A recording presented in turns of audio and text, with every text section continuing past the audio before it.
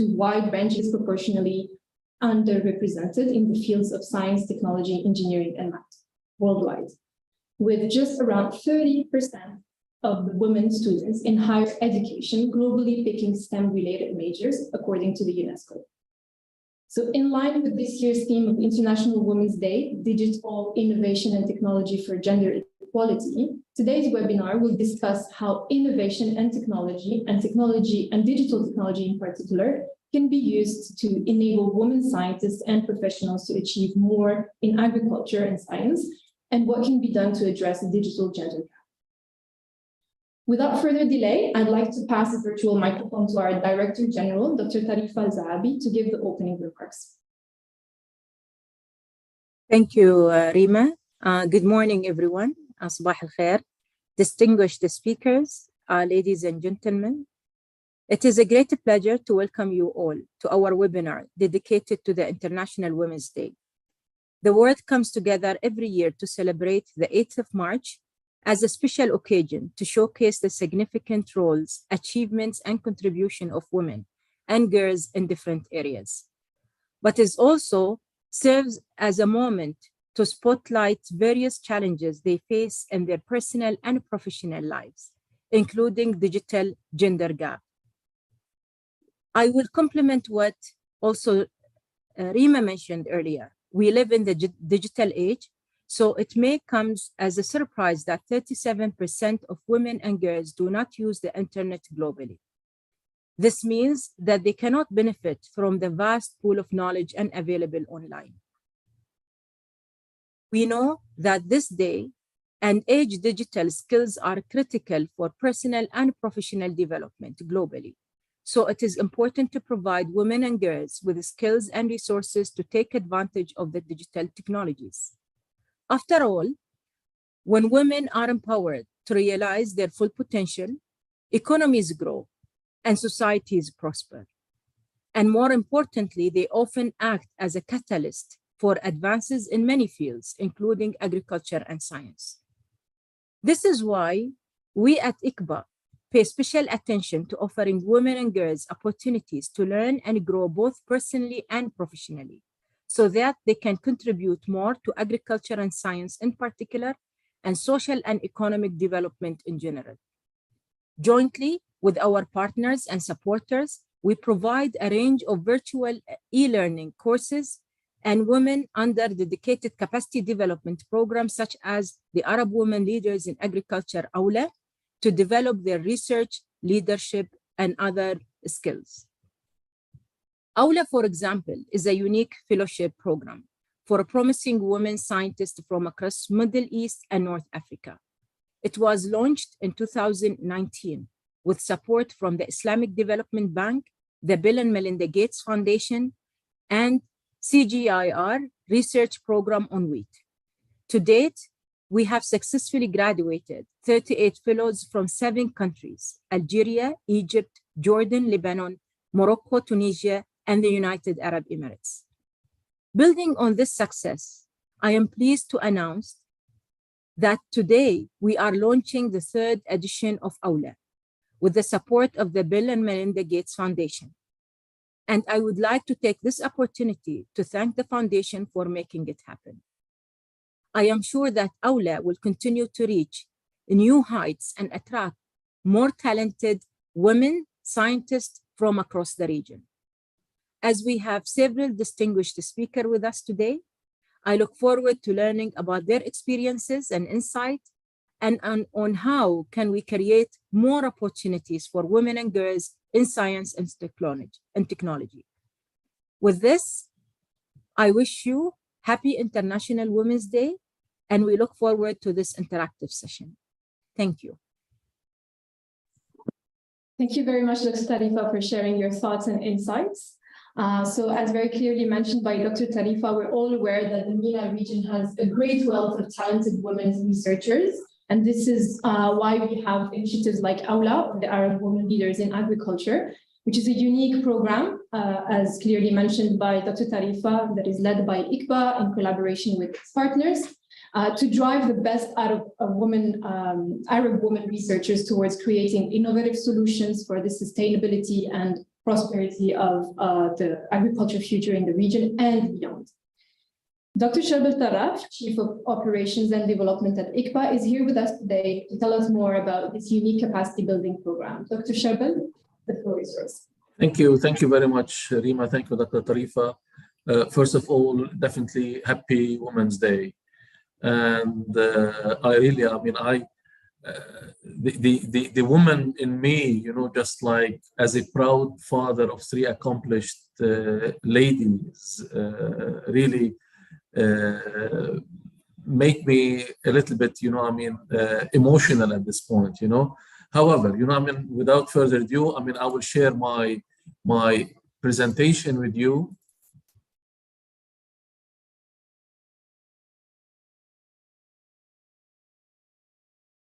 Can you see my presentation? Okay, fine. So I'm going to be talking a bit about empowering women in agriculture and science for food security. I think we all know, like, there are several global challenges that we are facing, you know, whether it is growth in population, whether it is drought, whether it is poverty, whether it is climate change. All those things are issues that we at ICBA try to address one way or another, whether through research or through capacity development activities. Now, just to give you some background here, when we talk about marginal environments, we are talking, this statistics, I think it's a bit old, but still holds. So it's about 21% of the all land resources are marginal. This is talking about this, we can really imagine the socioeconomic effect, you know, like when we see like about 1.75 billion people live in those environments. Okay, so those people are mostly undernourished, or they have, and let's put it that way, just like poor access to food. So ICBA, for those of you who don't know ICBA is a non-for-profit applied agriculture research center established in 1999 with the support of the United Arab Emirates and the Islamic Development Bank. ICBA focuses its efforts on food security and livelihoods in marginal environments. It identifies, tests, and introduces resource-efficient climate-smart crops and technologies best suited to regions affected by salinity, water scarcity, and drought. So this is our vision here, that we address like 7 SDGs. So our vision is sustainable livelihoods and food security in marginal environments. And since we cannot do this alone, definitely, so this is to work in partnership to deliver agricultural and water scarcity solutions in marginal environments. So we have here, as you see, 4 strategic objectives: promote sustainable management of natural resources, provide climate change solutions, enhance agricultural value chains, advance sustainable food, fuel, and biofuel agri-technologies. And as I said, through our vision and mission, and through our thematics here, we try to address those 7 SDGs, and definitely one of them is gender equity. So those are our research priorities. We focus on crops, we focus on data-driven agriculture, we focus on land and water, and also novel production systems, whether it is protected systems, vertical agriculture, or integrated agri-aquaculture systems. So since we are launching Aula today, you know, I just want to talk a little bit about our capacity development, you know, because at the core of what we do at ICBA is to build capacities in the areas and in the places that we work in. ICBA, just for everyone, you know, ICBA, its headquarters is in the UAE, Dubai, but We work in Africa, we work in the MENA region, we have an office in Uzbekistan, in Tashkent, and we are in the process also of hopefully opening an office in Africa. So our vision for capacity development is inclusive and impactful capacity development for marginal environments. And this is done to develop human capital to achieve food security and agricultural prosperity. So this is here to show some of the statistics regarding our capacity development activities. So far, we have like close to 14,000 participants in the various capacity development activities that I'll be talking about in a minute. Beneficiaries for those activities come from various countries. And again, as we see here, we try to have this equal distribution, if I should say, whether it has to do with gender or other factors. And this is as can be seen here in this slide. So if we look at our capacity development offerings, we have tailored technical training courses depending on the topic that we are talking about or the stakeholders need. Definitely also we are open to host postdocs. We have, as a matter of fact, we have on the panel one of them today, Dr. Sumita. Also, we are open to host doctoral and master's students who are or who want to do research through collaboration with our scientists. We have a very robust internship program where we host students, undergraduate students, mainly as a matter of fact from the UAE, but it's not limited to UAE for sure. We have students that can come from and we have students, as a matter of fact, today, as I'm talking, I think our students mainly are from the UAE and India, for example. We have our farmers field school. Our knowledge hub is available also. Dr. Tarifa talked about some e-learning courses that we have developed and anyone can access them. We have the Emirates Solar Museum that we use as a tool, as a matter of fact, to introduce university students, school students to agriculture, environment, through learning about soil and other things. And today, as we all know, we are launching the 3rd edition of this program, the Arab Women Leaders in Agriculture, which is a tailored program to women in the Arab world who are interested in agriculture, who work in agriculture. And I'll talk a little bit more about it in a second. We have the Youth Engagement Society, and we have community initiatives and awareness. Yes, I think we all know that there are challenges facing women in the Middle East and North Africa. And this is here, my colleague Rima talked about, and Dr. Tarifa, they talked about or touched on the untapped potential, which is represented by women. So as you can see from the slide here, women make up more than 40% of the labor force in the agricultural sector in developing countries. And if that labor gender gap had been narrowed over the past decade in the MENA, the GDP growth rate in the region could have doubled or increased by some $1 trillion USD in cumulative output. So here also, I think I'm receiving,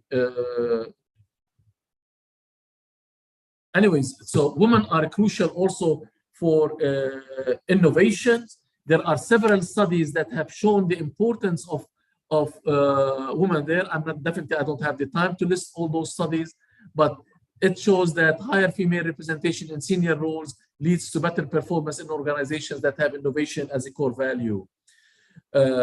Also, when we talk about science, less than 30% of the world's researchers are women. The average share of women professionals in agriculture, science, and innovation in the MENA stands at 70%, the lowest in the world. Okay, so and this is where we came up with this idea at that time, before even my time, before I joined ICBA, the AULA, the Arab Women Leaders in Agriculture, which was previously known as Tamkeen, and that was started in 2016 with the support from the Bill and Melinda Gates Foundation and the ISDB. So, and in 2017, AULA was piloted and delivered in partnership with the African Women Agriculture Research and Development Award Program, AWARD. So, I will not talk more about this.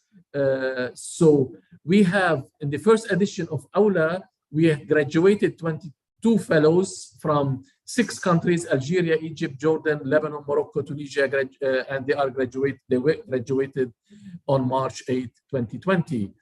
The second edition, we had 16 fellows from 7 countries: Algeria, Egypt, Jordan, Lebanon, Morocco, Tunisia, UAE, and also the graduation was on the 8th of 22 during Expo 2020.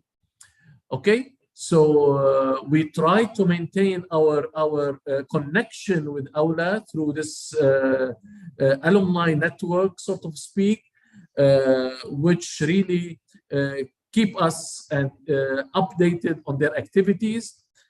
And I will close by really some testimonials, a couple of testimonials from AULA graduates. This is Farah Baroudi Mikati from Lebanon. She said that the spirit of AULA reminded me about my ambitions and strength, especially after seeing that things like research for impact exist and can succeed. Before AULA, I used to give less importance to some managerial knowledge, but now I consider it as a priority. Wafa Al-Yamani from the UAE, one of the best things about AULA is that it has brought us together and showed what we can achieve when we do things together. So I thank you, and I think hope I'm on time, and happy Women's Day again. Thank you very much.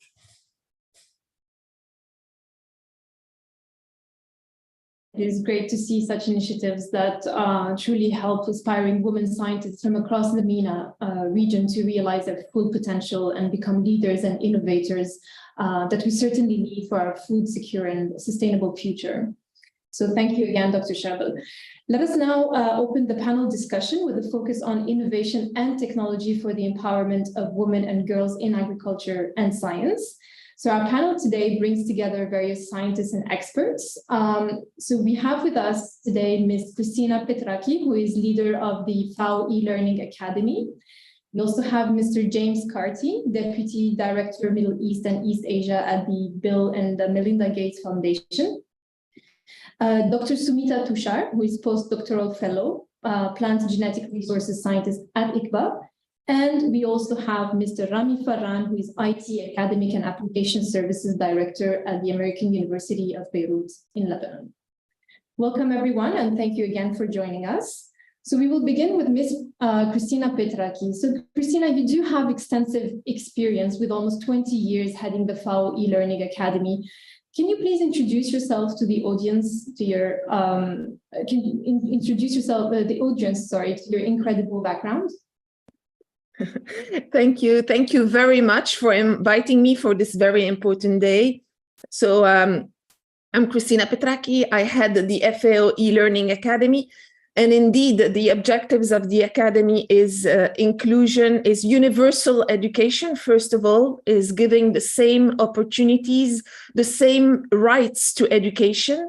And it is also inclusivity in all its possible meanings. So it is, we try to be inclusive from a digital point of view. We try to be inclusive from a gender point of view, but also from a social point of view, because the idea is to also give access to marginalized populations, to individuals in conflict, in post-conflict. So it's really providing access for free as a global public good to education, like as a human right, basically.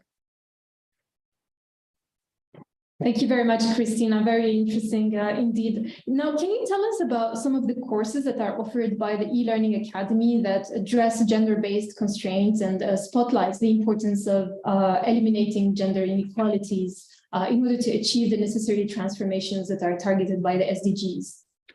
But as you know, in the international literature, there are many studies that show the linkages between the level of education of women and mothers and the health, nutritional status, and well-being, not only of children, but the entire household. So basically, not addressing these inequalities is, or this discrimination sometimes, is not only hindering the social and economic development, but also it is a loss of human capital. And this has to be also our focus. I mean, the loss of human capital. So for us to be able to allow anyone to access is really crucial and for free. Everything needs to be for free and accessible from anywhere you are at any time. We are providing, we believe that there cannot be any advancement and there cannot be development or sustainability without competences.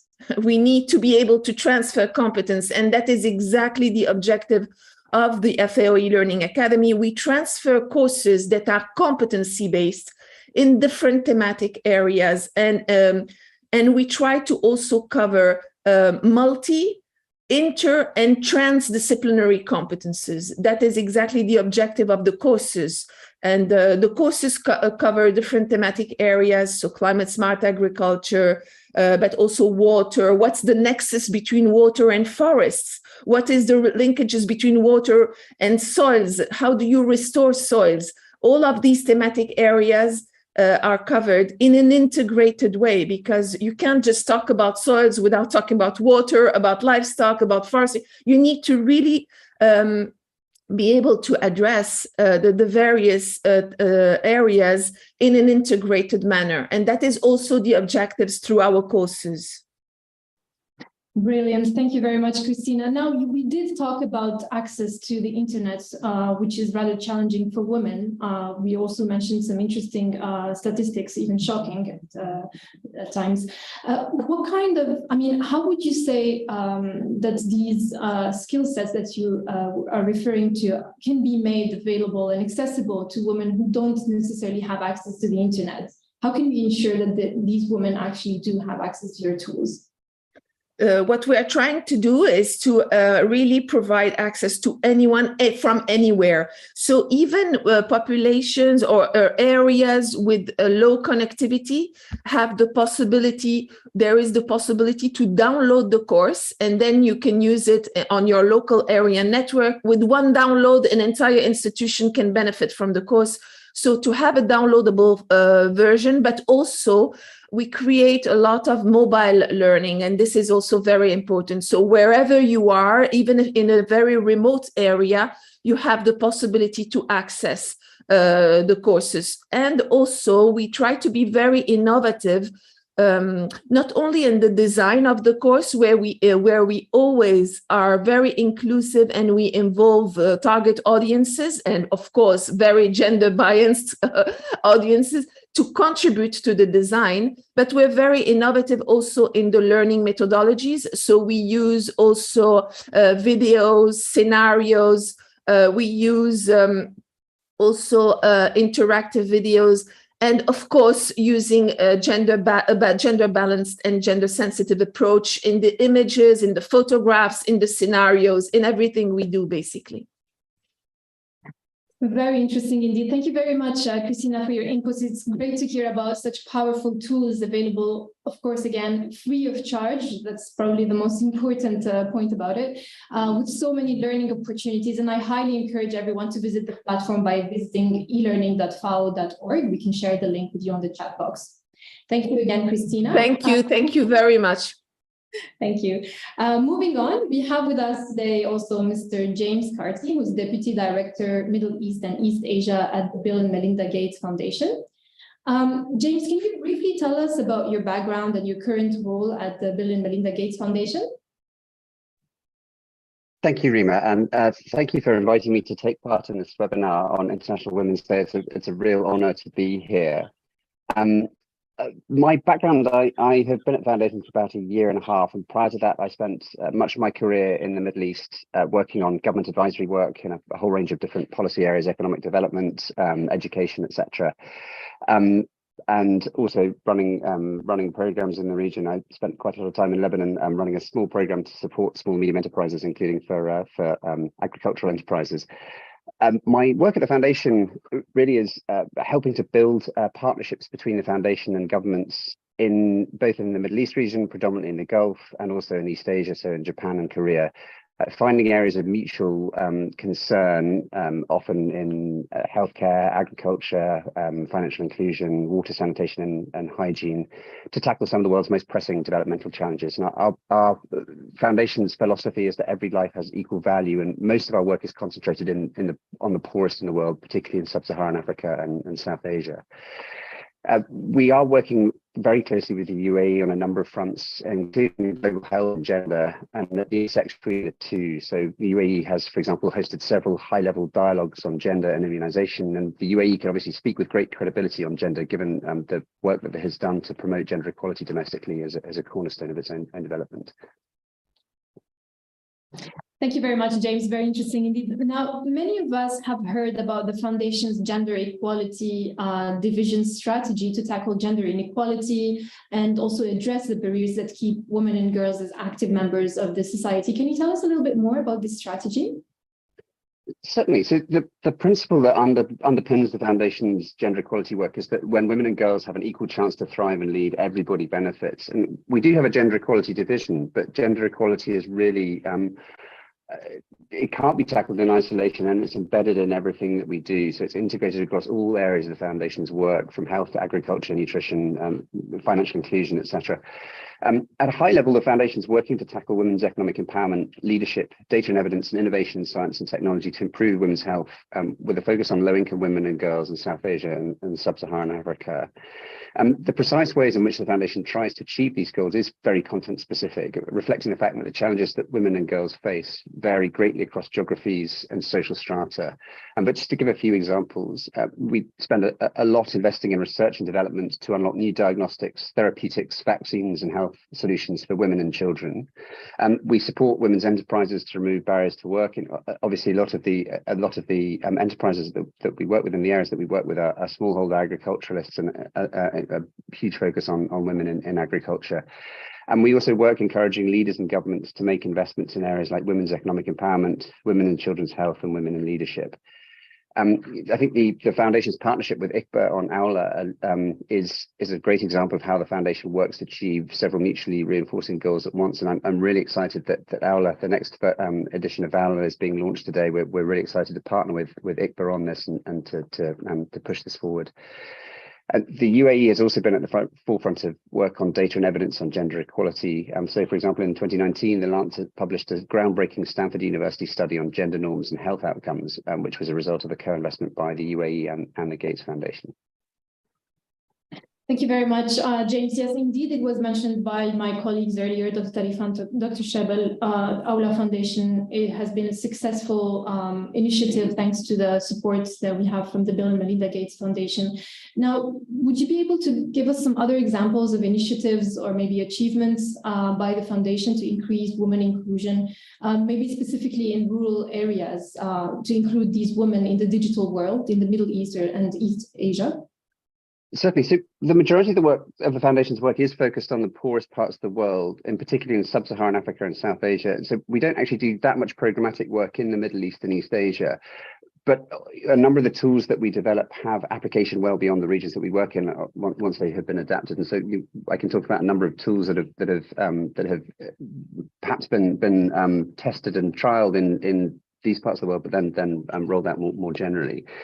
Digital inclusion is obviously a critical element of the women's economic empowerment. We've heard about the barriers to women accessing digital technology, and the Foundation explores issues of availability, affordability, market incentives, digital literacy and relevance, safety and privacy to help more women and girls access and take advantage of the internet and economic opportunities that it provides.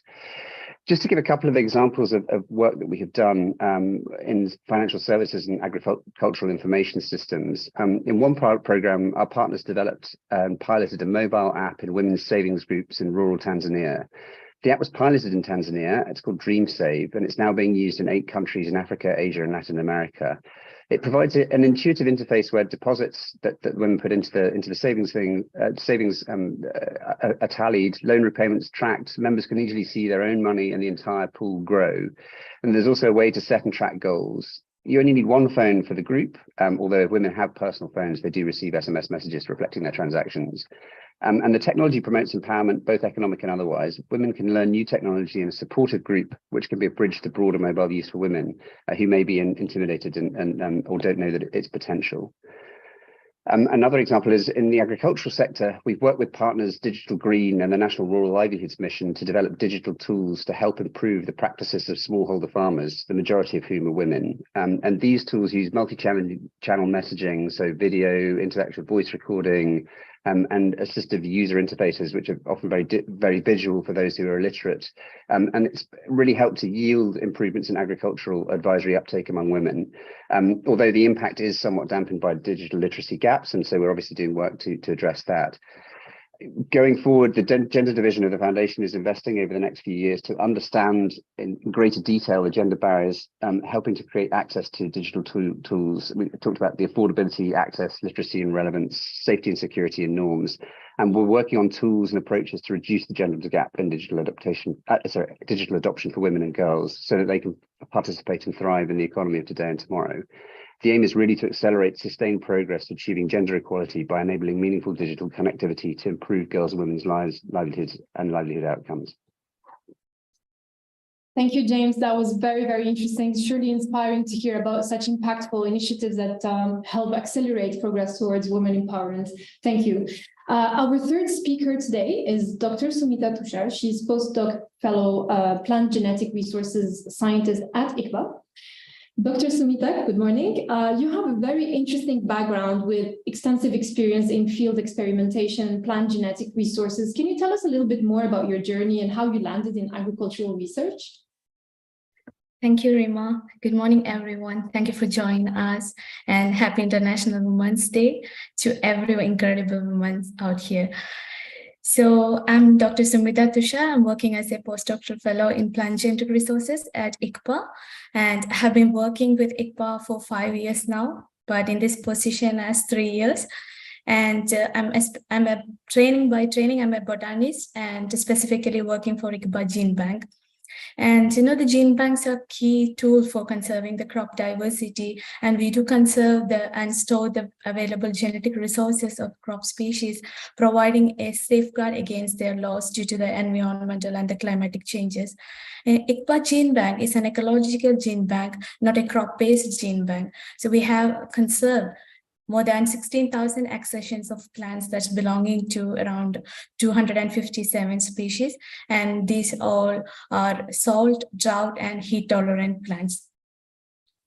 And my journey to the research, if I'm talking about that, it's truly my fascination towards the topic, because I'm from Kerala, a small village in Kerala. I was surrounded by farmland and often seen exploring the fields and the woods around my home. So it was always, interested and that things are growing and the diversity existing or surrounding us. So when I started college, I don't have a second doubt to take any other courses. I'm just choose plant sciences until my PhD.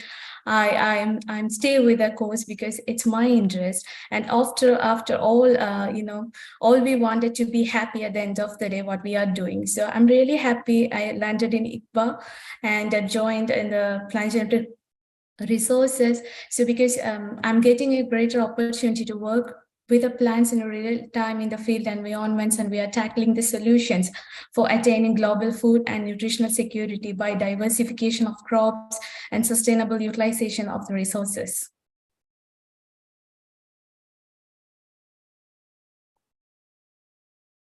We can't hear you.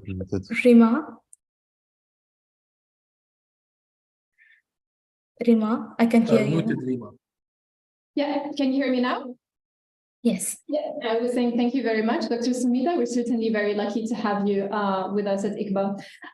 Dr. Sumita, can you tell us a little bit more about your experience in the field and more specifically with women in rural areas? How does the gender digital divide affect these women in your opinion? I can start with my case, like, I got my first Android phone when I am doing my master's. So I can relate this digital or the digital divide especially in women. And I'm not too old, okay, even though I got my phone in my master's. So women in the rural areas face a unique set of challenges, and when it comes to accessing the digital technology.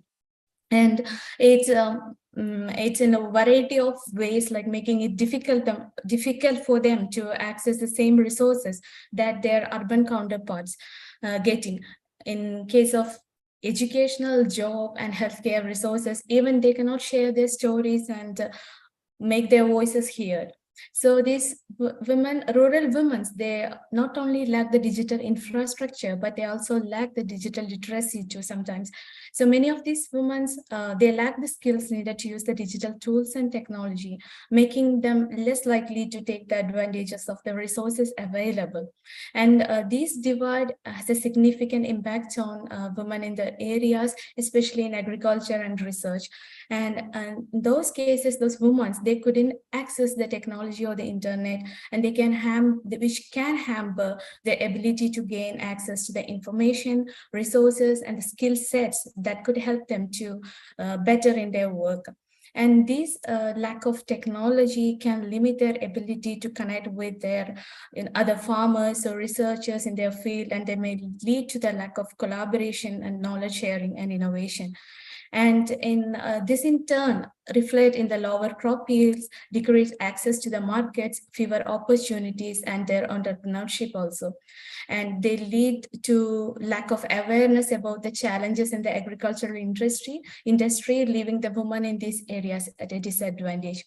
And why we are concerned about these women, because based on the statistics, women make up nearly half of the global agricultural workforce, but only account for 20% of the landholders worldwide. And the women farmers produce up to 80% of the food in developing countries. Even though the women's roles are vital to agriculture, they remain largely excluded from decision-making process and land access to the resources, and they lack access to the resources. Thank you very much, Dr. Sumita. The numbers are indeed very alarming. What about some of the initiatives that you have been involved in to offer trainings in digital skills to these women, specifically in rural areas, in order to bridge the digital gender gap? Can you tell us, maybe give us some examples from these initiatives? After I joined ICBA, I had a lot of opportunities to work with the women and especially women farmers. And recently had an opportunity to work in a project that led by Dr. Henta Mahmoudi, plant physiologist at ICBA, with a collaboration with the Barcelona University. We developed a mobile application to detect the plant disorders for smallholders. And as a part of this project, we visited the rural areas of many partnering countries, including Egypt, and provided training sessions and workshops to the smallholder farmers, especially women farmers. And that is extremely beneficial. And these participants have been able to, learn how to use of this application and their various features, and how to identify the diseases at early stages, and that will benefit to reduce the crop loss by detecting the diseases in the early stages. And this also, these training sessions and the workshops have also provided great opportunity for these participants to discuss their own experiences in their fields. And through the discussion, the participants have been able to better understand how various means of digital platforms help them to succeed in their ventures, and the opportunity to learn more about the digital networking with other smallholders farmers, and especially women farmers. And through this networking, the participants have been able to share their experiences and develop mutually beneficial relationships, especially between the women farmers. Thank you very much, Dr. Sumita, for another inspiring story. We wish you all the best in your journey. Thank you. Thank you. Our final expert is Mr. Rami Farran. Rami is the IT Academic and Application Services Director at the American University of Beirut in Lebanon. Rami, as the Director of Academic Services, Innovation and Transformation at AUB, also as a software architect and currently overseeing digital transformations in teaching and research activities, including e-learning and student learning experience design, you must have extensive experience in the digital world. Can you tell us a little bit more about your journey? Sure. Rima, first, I would like to express my gratitude for the opportunity to participate in this engaging panel with such incredible panelists. My professional journey began with IBM in Saudi Arabia and in Dubai, before transitioning to roles in software development and software architecture, building software products, mobile applications, integrations, digitizing different services in the region. And eventually I landed at the American University of Beirut, serving initially as the director for software delivery. I do have a passion for software development and for building technologies, and that's why I pursued the research in applications and different topics, like innovative topics like e-learning, machine learning, artificial intelligence, educational technology, of course, because that's what I oversee today. Presently, I'm serving as the Director for Academic Services and Software Innovation and Transformation. I oversee the digitization of education, the technology in research, and of course, the digitization of all academic and administrative services at AUB. And this includes responsibilities such as instructional design, multimedia production, quality assurance, audio visuals, research innovation, learning management systems, etc., etc. So you can see I can relate a lot to what Christina was talking about, building digital courses, digitizing content, making it accessible to everyone with adaptive features, accessible features, etc. Personally, I'm committed to leveraging technology to advance education and to empower all types of learners. We do take accessibility and inclusion very, very seriously at AUB while maintaining high quality of digital learning objects. I also have extensive experience in teaching at the computer science department at AUB since 2014. I taught mobile applications development and software engineering courses, and also in the healthcare field, I co-teach machine learning and data science course for healthcare students. And I also deliver workshops, technology-related workshops, ICT workshops, web development trainings, mobile application certificates, digital accessibilities, machine learning and AI workshops, etc. And these were offered in different places in Lebanon, in the Gulf region, in Greece, and in Las Vegas, with audience ranging from university students to innovators to managers and to executives. Thank you very much, Rami. Indeed, very, very interesting and inspiring journey. Now, as you mentioned, you regularly deliver ICT and machine learning hands-on workshops and trainings at various institutions to audiences ranging from university students, innovators, managers, and executives.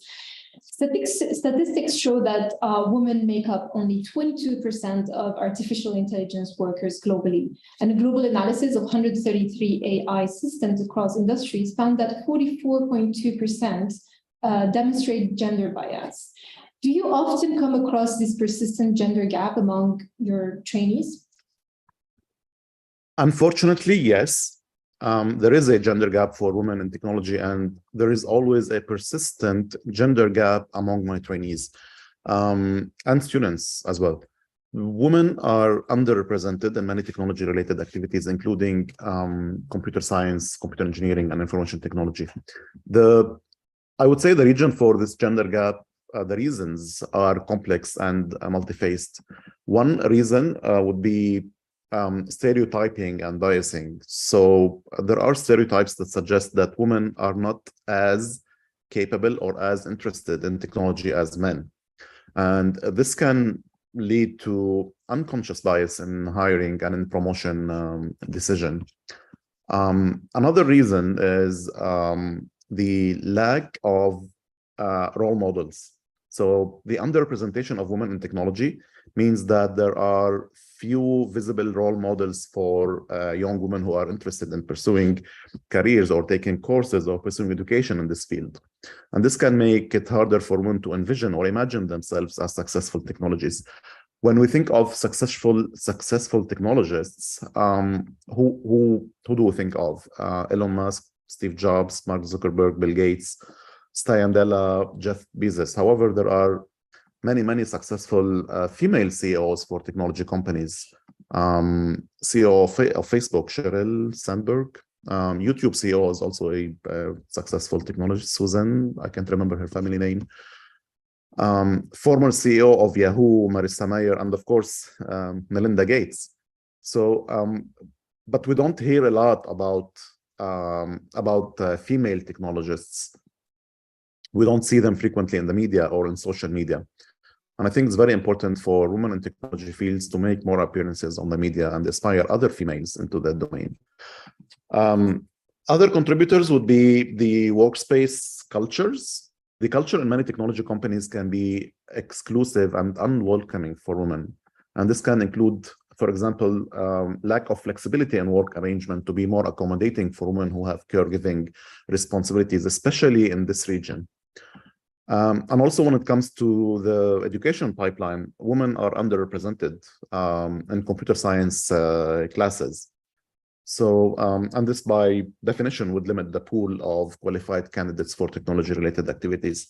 I think overall, the gender gap in technology is a very complex issue, multi-faced issue. I think we need to see efforts in promoting diversity and inclusion in the workplace, providing mentorship and support for women in technology, promoting flexible hybrid working environments, providing more online courses, more online education, online technology resources so that women can conveniently access them, and encouraging girls and young women to pursue education and careers in the technology-related fields. Thank you very much, Rami. Actually, my next question was how do you think such gaps can be bridged by technologies that you're experienced in? And I think you've already mentioned some of them. Did you have any others that you wanted to mention, such as AI, IoT, e-learning? Oh yeah, I mean, for AI and IoT, definitely these are huge contributors in enabling women in science, and specifically, by the way, in agriculture in several ways. I think, someone talked about precision farming and, things that AI and IoT together can help farmers, especially women, to optimize crop yields and reduce waste. Agricultural automation, for example, through AI and through IoT, can automate many agricultural tasks, thus reducing the physical labor gap that's required, by women farmers, allowing them to focus on more strategic tasks. And of course, for online education and e-learning, they can play a significant role in empowering women in the region, just as Christina was saying. It improves access to education because, this can provide women in remote or rural areas with access to education and training opportunities that may not be available otherwise locally. It provides flexibility, just like the working environment flexibility. The online education can be more flexible than traditional classroom-based education, allowing women to balance their education with other responsibilities, such as work or childcare. And online education, I believe, would provide women with a supportive learning environment that can help build their confidence and sense of community. As an introvert myself, I believe online education would have helped me ask more questions in classrooms with greater confidence. And this can be especially important for women who may be the only females in their fields, for example, or who may face discrimination based on the workplace. Overall, the online education and e-learning would be a powerful tool for empowering women in regions while traditional, where traditional education might be limited or inaccessible. Thank you very much, Rami. I think every single woman would agree with you on this point. I'm personally very grateful, very thankful to these opportunities that we have online. Mr. Rami, your journey and contribution to the digital empowerment of women is surely inspiring, and we wish you all the best.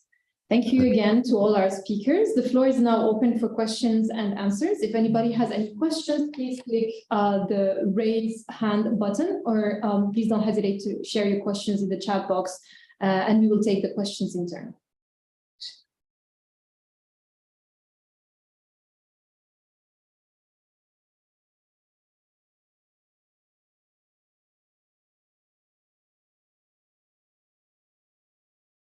All right, I think we have a first question here. The question says, firstly, happy International Women's Day to all beautiful ladies. I wanted to ask if ICBA is planning to extend providing opportunity to women, no matter which nationality in the UAE, to enroll in Aula. That would be a great support. And I think that is addressed to Dr. Shebel.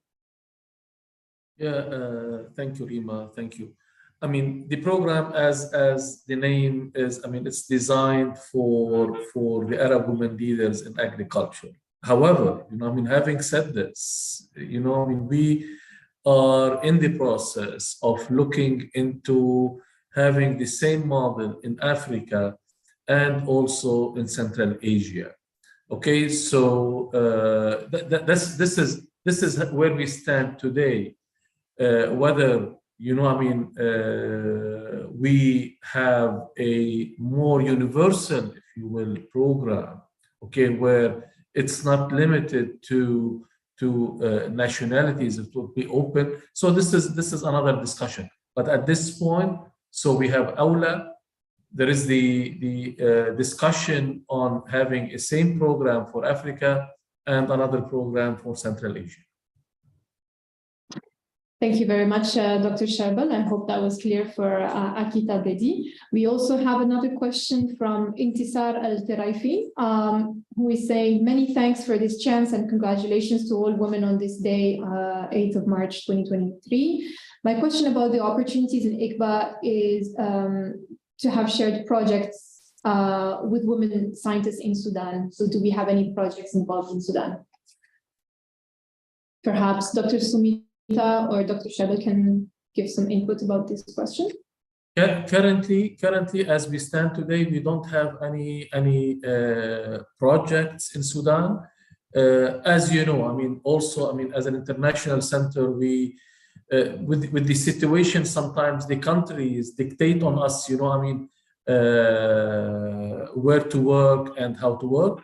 But definitely also the projects, also all projects, whether it is a research project or any other project, it needs funding, you know, I mean, so definitely, however, we started, I should say, we started a discussion with a group, the consortium of the universities, which is Reform, which Sudan is part of that.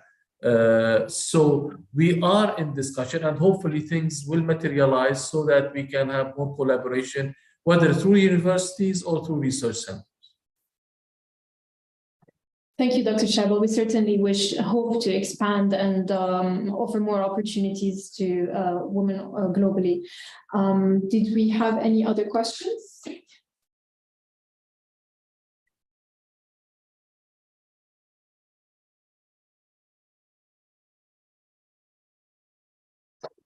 All right, I think we've had a very insightful discussion today.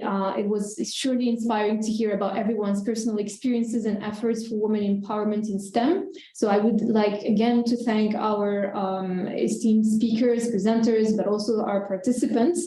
I think we all agree that including women and other underrepresented groups in technology and improving access to digital tools can only lead to more creative solutions and greater possibility for innovation that support gender equality and address the needs of women. With this, our webinar has come to a close. Thank you very much and happy International Women's Day. Thank you. Bye-bye. Thank you very much. Thank you very much. Bye-bye. Happy International Women's Day. Thank you, everyone. Thank you.